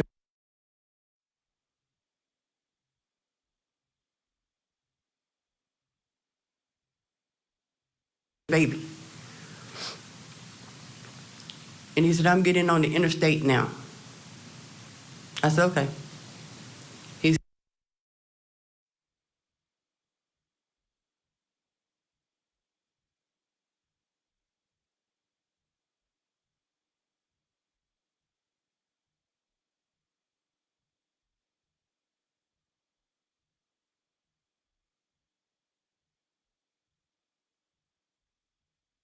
give you the address because you're going to have to shoot me today. I done told you about cussing me. What's going on here? I see now that nothing I really say about Casey is even helping. So now I'm going to turn everything. Now it's me and you. It's not about Brooklyn anymore. It's not about Casey anymore. Now it's about me and you. So. Were you angry at him for saying? Yes. I mean, it's not nothing he hadn't said before, but it was disrespectful. So you've heard that before. Yes. It makes you angry. You just spent all this time. Doing everything I could do. One at a time. One at a time for the court reporter, please. Sorry. So this is the response, Mm-hmm. right? You have to shoot me. Is that? Yeah. Shoot me. I mean, what are you trying to say there? That if you come over here, it's going to be me that you have to see. Not, but that's still, I'm still not thinking he's coming over here, over there. Reality? Yeah.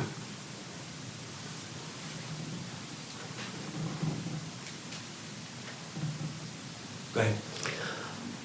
All I want is the address, Mama. I'm done talking. All I want is the address, Mama. I'm done talking. I done talked enough. It's what's gonna happen, and I'm okay with that. I done already been thinking it through, and this the only way for me.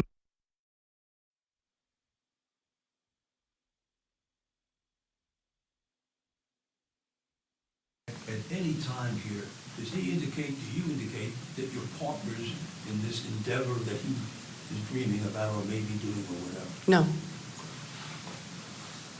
Keep going. I promise I'm headed back to get it to you and give it to you because I done told you about cussing me. I'm tired. I know I told you you don't have to respect me, but you're not going to disrespect me.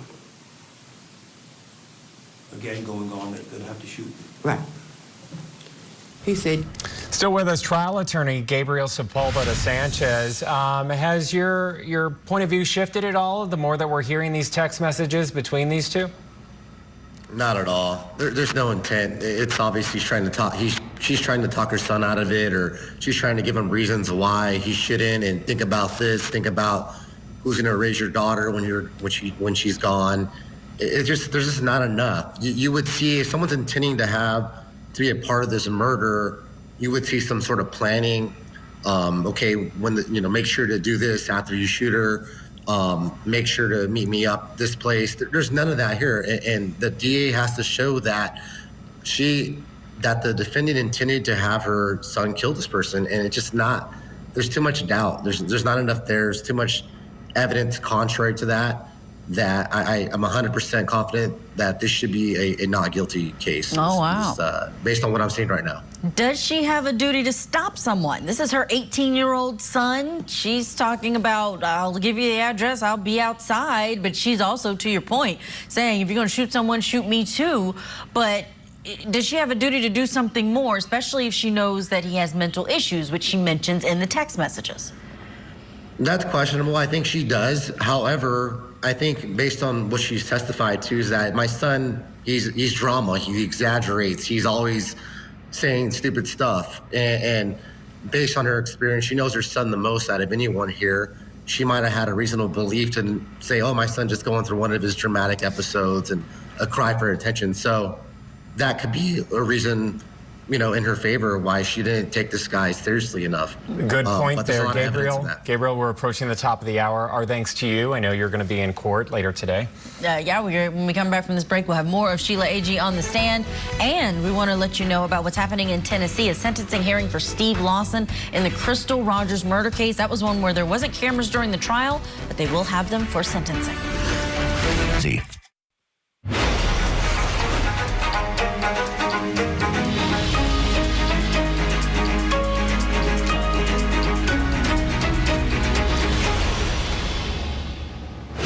Welcome back to Court TV Live. I'm Julia Janae. Thank you for following along with us this afternoon. We've got a really compelling trial going on in Florida where a woman is standing trial after allegedly encouraging her son to murder the mother of his child in a Home Depot aisle where she worked.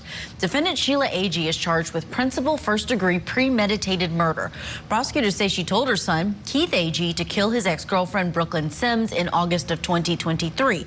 Now that son, Keith, he's already been found guilty of murder. He even took the stand earlier today, telling the jury that he made up his own mind to fatally shoot Sims. He also told jurors at his own trial that he believed that she had given him an STD, and we learned together that prosecutors revealed that Sims actually tested negative for that STD. So at the center of this was something that was simply in the mind of that defendant, but the mom defendant is where we are now. Sheila Agee is on the stand. She's reading text messages where she is going back and forth with her son, who is saying he wants to kill his girlfriend. She says she was just egging him on in a way to prove that what he was saying was crazy. Let's go back in. Disrespecting me, trying to tell me if I love my child or not. That's your problem.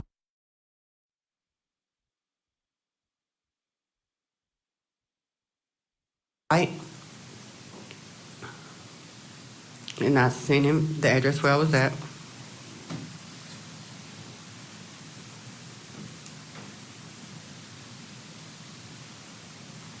This has nothing to do with us. Here we go. He said 45 minutes away. There was something on. After he put a question mark on, she gonna be on the floor, right? Oh, okay, I'm sorry. And I told him, I'm waiting on you. Waiting on him for what? I'm waiting on him to come. If you're gonna come, you come to see me, so I'm waiting on you. Okay. You're waiting on him to come see Brooklyn and kill Brooklyn? No, I told him, you're gonna have to shoot me. I didn't say you're gonna shoot Brooklyn, I said you're gonna shoot me. Keep going. He said, I'm saying I'm not gonna have to find her in the back or something, then question mark. I said, nope. Okay, excuse me, let's go back on that again. I think you read it wrong. Read it again. I'm saying I'm gonna have to find her in the back or something. Keep going.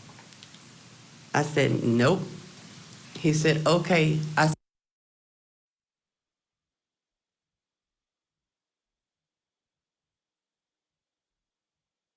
gonna see me for cussing me. Okay.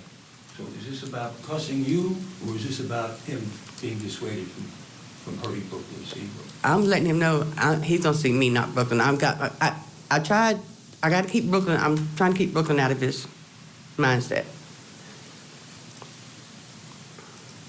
You think he's coming? No.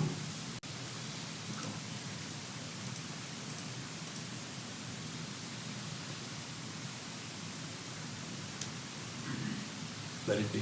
Oh, let it be after then. I said, no, I'm coming out. She will be in. She won't even know nothing. He said, I'm not studying you right now. So, sure, I don't exactly know what IDM means. I said, okay. I said, I'm going to show you today what it means to love your child. You will understand when you're chilling with your daughter one day. What do you mean by that? That I'm going to stand in the gap. When this is all over, I mean, you got to come and see me. You're not going to see Brooklyn. And then when this is all over, you're going to thank me when you calm down. You're going to thank me when you're chilling with your daughter.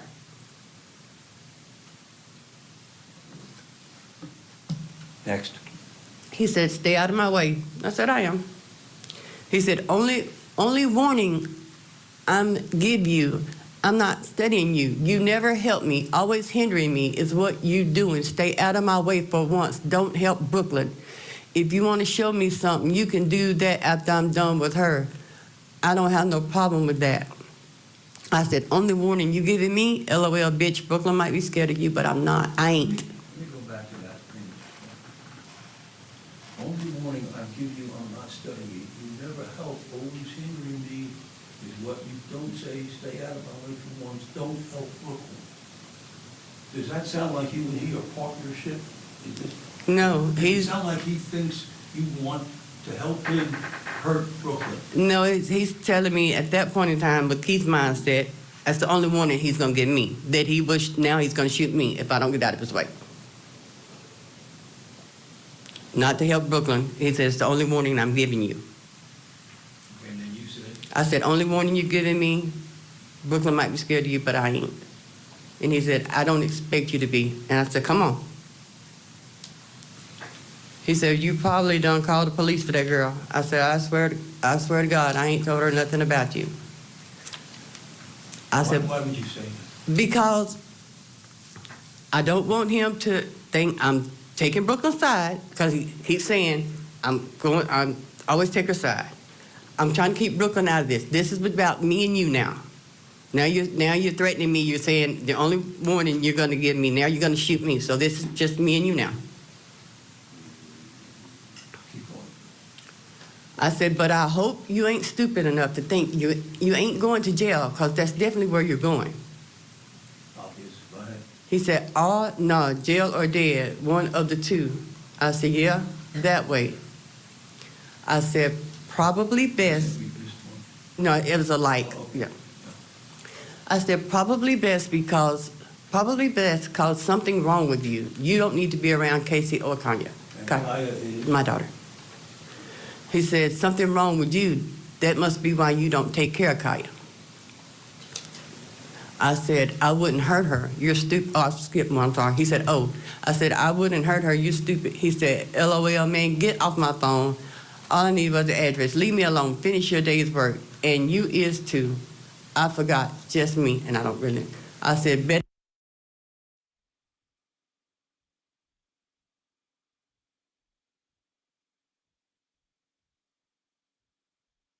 Retarded.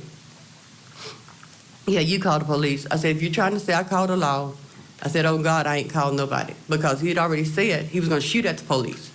So I didn't want him to come. If he came, which I didn't think he was, I don't want him to start shooting at no police. Then I'm figuring he's going to be dead. Again, at this point, do you think he's coming? No. Because I had already told him, if you come, you got to see me, not Brooklyn. I'm telling him, Brooklyn's going to be inside. I'm coming outside. I'm going to be outside. So you got to see me. So in the back of your mind, is it not possible? You don't think he's coming, but is it possible he may? I'm not trying to be funny, but Mr. Akron, but it's possible this roof will fall in. You think it was that unlikely? Yes.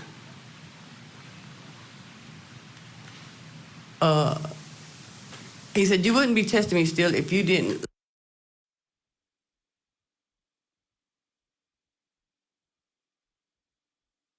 I hope Kaya never take another breath.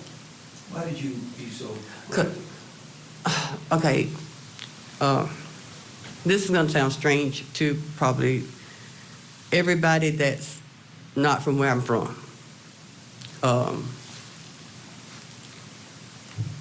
We're from the country. I mean, I live in the woods.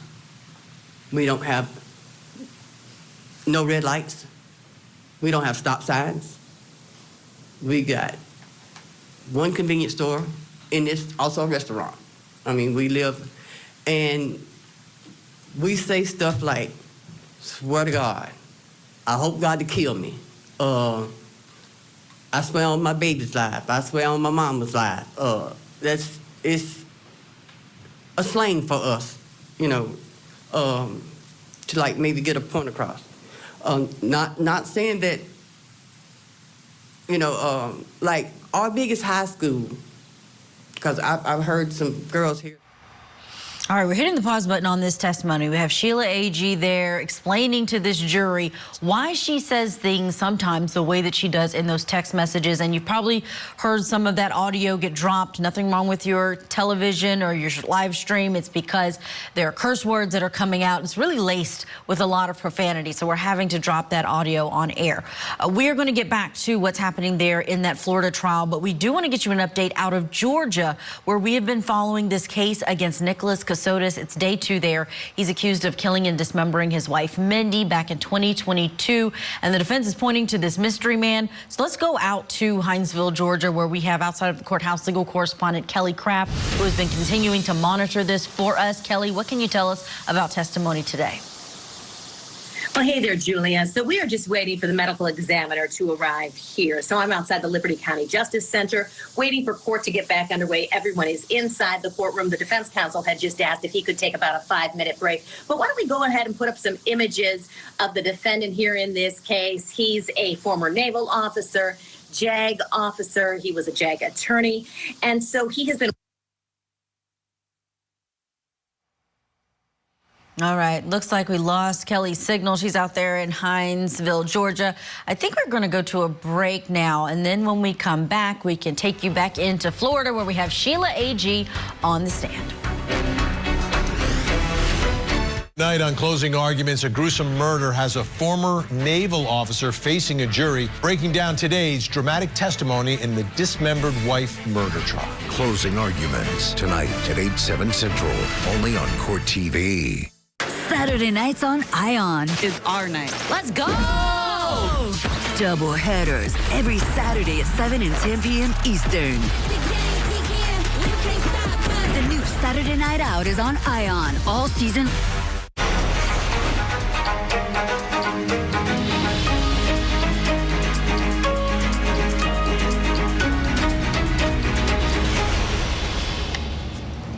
Welcome back to Court TV Live. It is a big moment inside of a Florida courtroom, the revenge mom murder trial for Sheila Agee. She's on the stand telling her side of the story.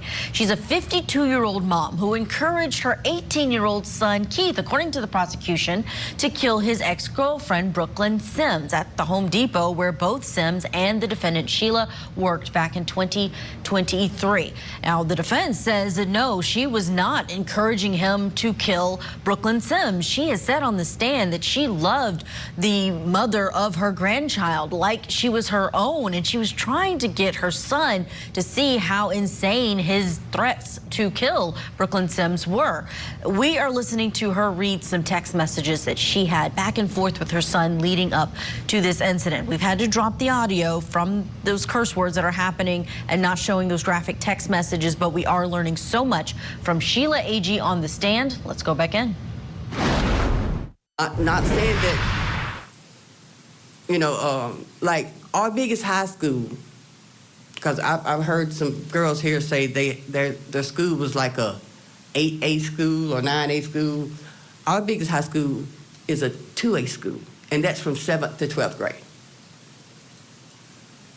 I guess the question I'm asking you is, at the same time while this is going on, are you still trying to mollify him? Yes. And I said, I'm laughing at you because you're stupid enough to give up your whole life for a bitch that don't even want you. Obvious what that is? Yes. He said, I ain't.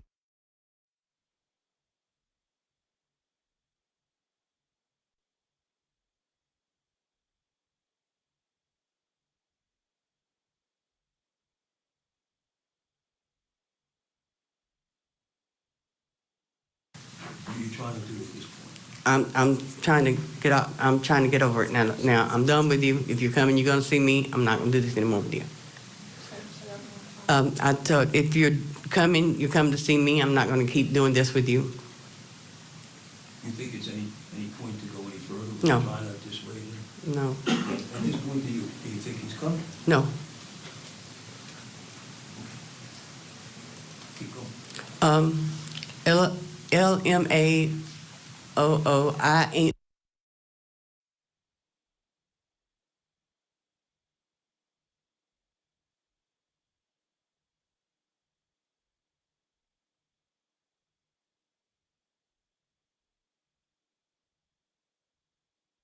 You just dicked out.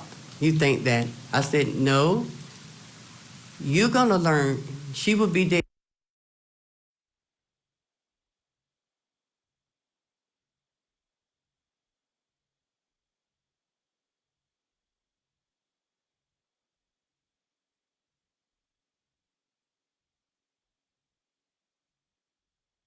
Sense, even with what you said, his response? I mean, I said, no. that's his response. Yeah. I said, you ain't kidding over yours because she don't keep that baby from you. Again, what are you trying to tell him? He's wanting to say that Brooklyn's like withholding Casey, but she didn't. She never told it, to my knowledge. So you remind him. Yeah, to my knowledge, she's never told him. You had the baby every weekend. Mm-hmm. And he could see the baby anytime he wanted through you. I mean, not even through me. He could go get her. They never denied him getting that baby. Okay. So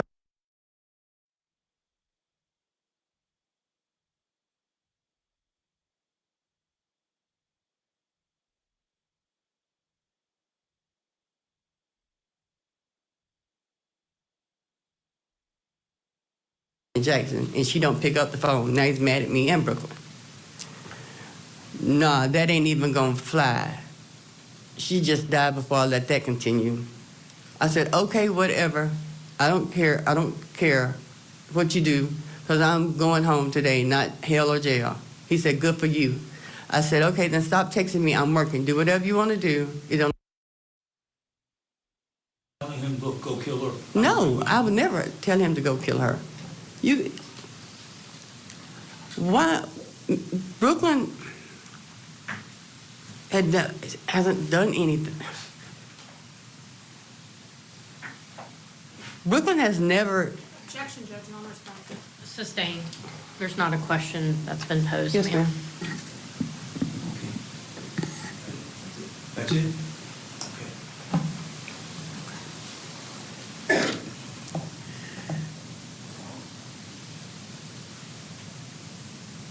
I don't want to beat a dead horse. We've gone over every one of these texts. Is there anything in any of these texts that you said to encourage him, motivate him, or do anything to come harm Brooklyn? I would never do that. I would never want Brooklyn harmed. Okay. Notwithstanding this, how it sounds, does it sound like other conversations you've had? Yes. Based on all of your experience with him over the years, the way you've disciplined him, the way you've tried to make sense to him, and you've told that to the jury. Listening to these words, is this normal for you to do? It's normal. All the time we've done this. Never in a million years would I thought my child would take the life of his baby's mother. That is horrific. That is, yeah. And I know these, if the texts are not, if the texts were admitted from 6 months ago, a year ago, between me, him, Brooklyn, a year ago, you could see that Keith has always done this type of stuff. But never in a million years do you. Keith done what Keith done, and I hate that. But if I could, I would trade places with Brooklyn right now, because my child took her life. My child took her life. And she didn't deserve that. And her mother didn't deserve that. TT didn't deserve that. Aiden didn't deserve that. And Casey didn't deserve that. If I could change this, I would change it. Because Brooklyn was no.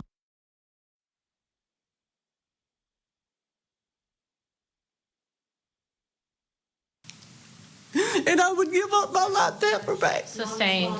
Sustained. There's not a question. This is narrative again.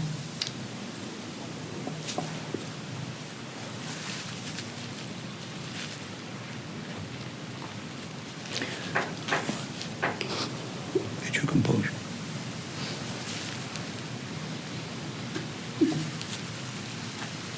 I have no further questions at this time.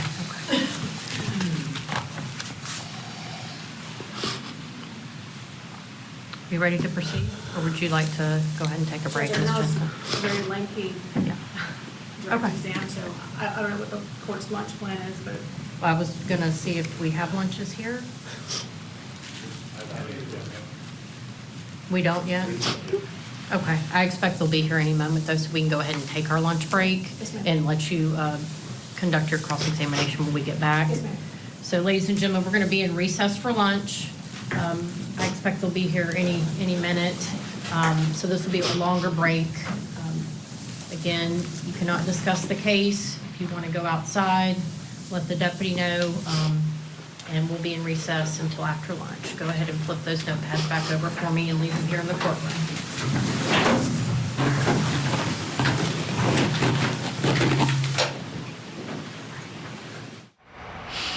Hey, everyone, taking a break there in that Florida courtroom. Remember, we are still or only at the point of direct examination. We have not seen this cross-examination of Sheila Agee.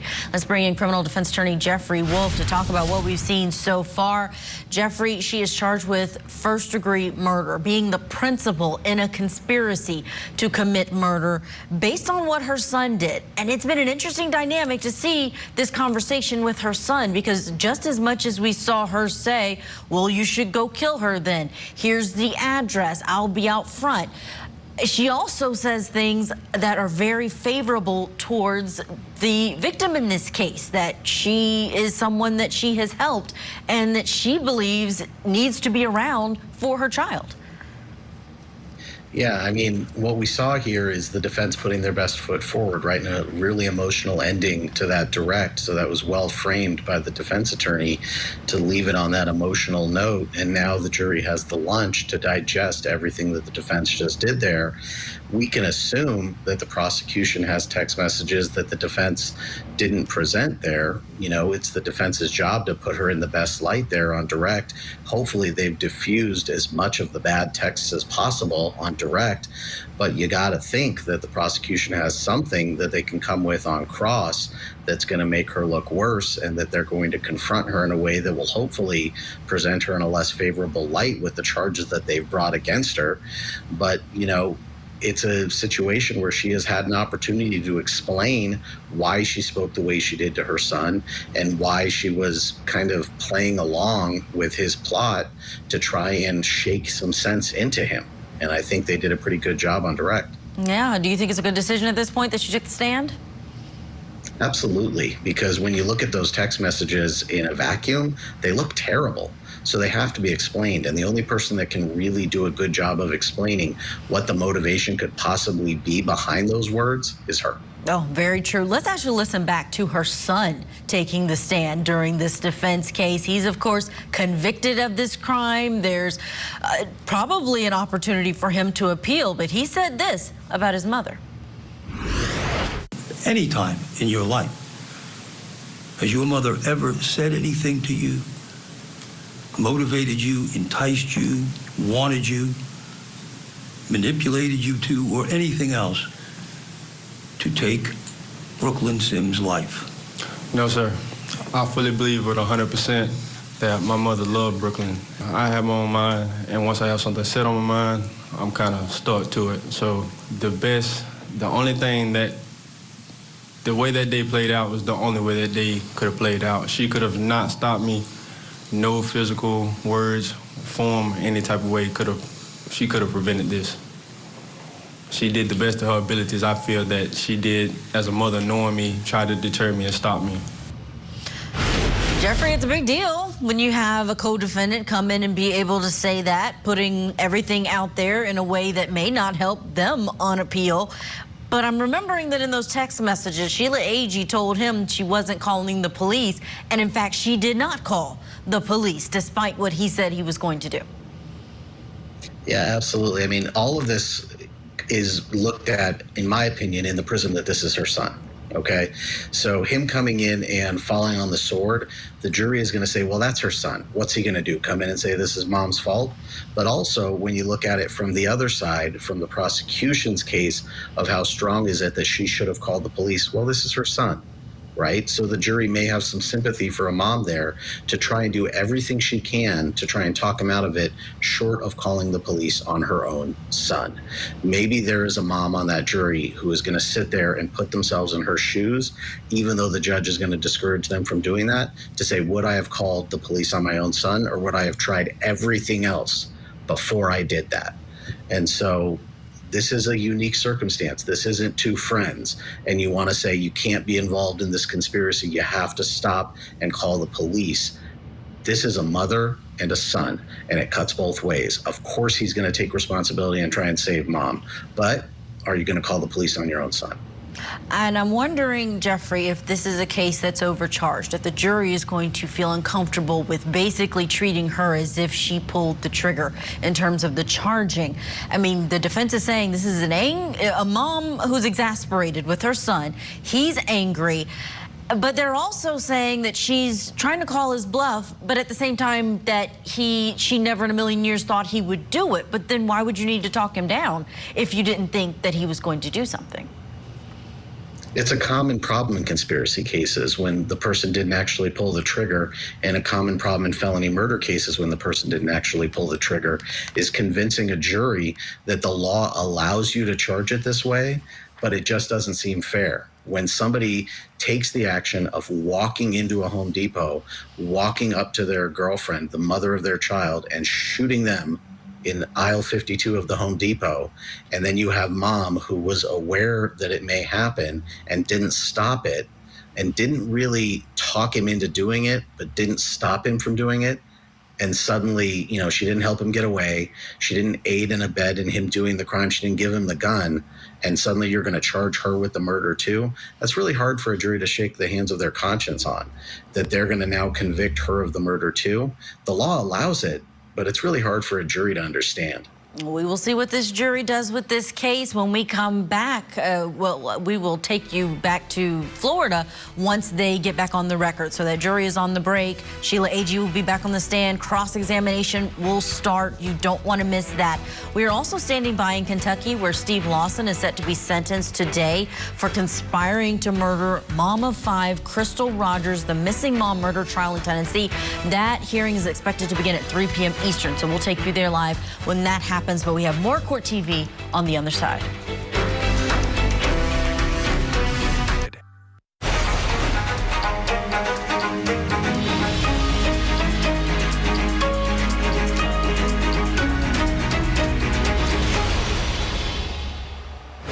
Welcome back to Court TV Live. I'm Julia Janae. Let's go back to Pensacola, Florida for the revenge mom murder trial for Sheila Agee. Prosecutors say that the 52-year-old mom encouraged her son to kill his ex-girlfriend, Brooklyn Sims, because he had contracted an STD and believed that she was the cause. He shot her at the Home Depot where both Sims and Sheila Agee, the defendant here, worked. Keith Agee was found guilty of that murder back in 2023, and he says that he did it because of that belief of the STD, but it turns out that wasn't true. Let's get you back into the courtroom now. We were expecting that cross-examination would start after this jury break, but the defense attorney says he has a few more questions on direct. So let's go back in and listen to this defendant on her own defense.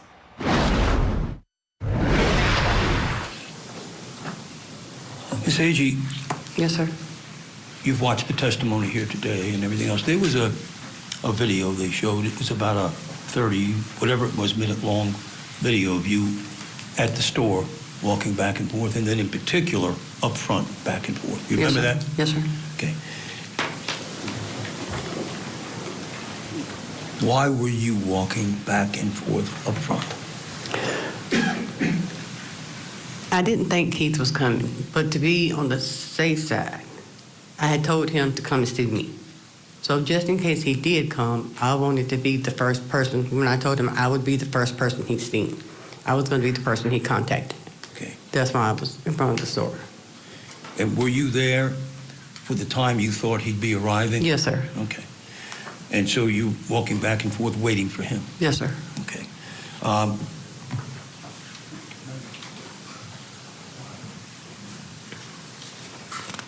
This is State's Exhibit number 48.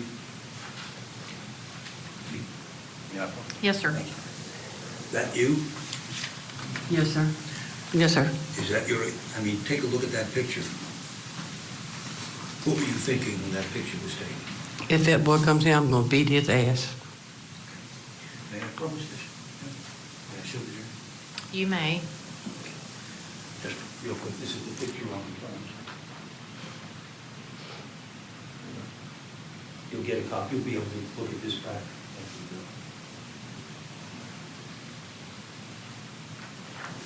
That's the expression you had. Yeah, I was upset. I was mad.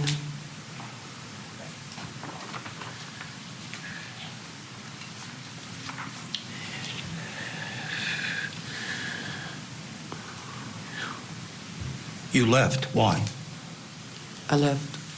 You left. You were walking back and forth. Oh, I stayed after the time that he said, and then I was like, he ain't coming. I never thought he was coming to begin with. But after I stayed there for a while, I said, he ain't coming, so. Okay.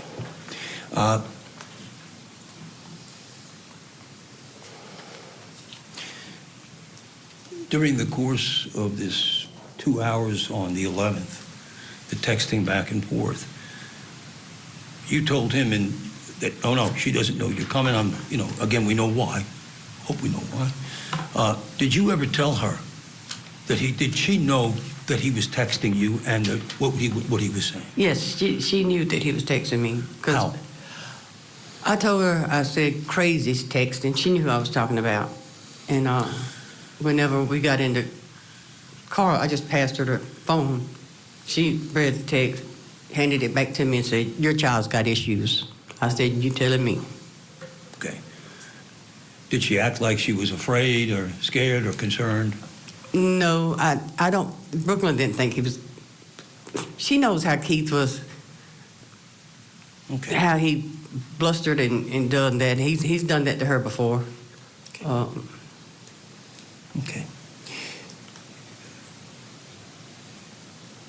State's opening.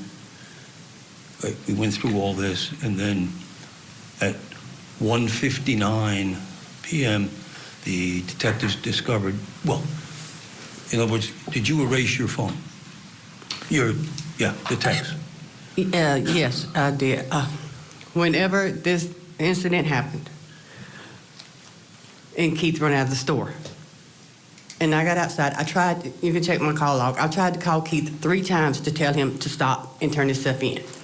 But there was no answer. It actually went to voicemail all 3 times. And then a few minutes later, I was going to text Keith to stop and turn his stuff in. And I was so mad because I had Keith saved in my phone as my baby. And when I looked down at that text and seen my baby, I said, no, you killed my baby. And on the iPhone, I don't know about now, but used to, on an iPhone, you could swipe your text away. And when I said, no, you killed my baby, and I just got mad and just swiped it. I mean, it wasn't like I erased those message of texts. It's like I erased every text me and him has ever texted in our whole lives. I mean, at that time, I wasn't thinking I had done anything wrong. I was just mad because of the situation that happened.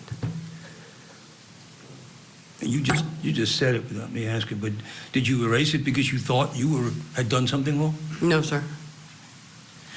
I have no further questions at this time.